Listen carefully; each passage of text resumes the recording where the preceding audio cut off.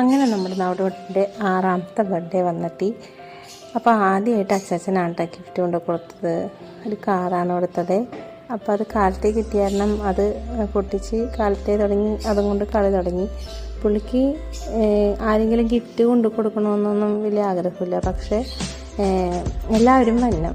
ചേട്ടനും ചേട്ടന്മാരും അനിയന്മാരും ചാച്ചന്മാരും മേന്മാരൊക്കെ വരണം. അതാണ് വലിയ സന്തോഷം.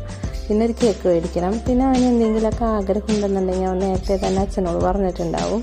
അച്ഛൻ എനിക്ക് ഇന്ന സാധനം മേടിച്ച് തന്നോട്ടാന്ന് പറഞ്ഞിട്ടുണ്ടാവും.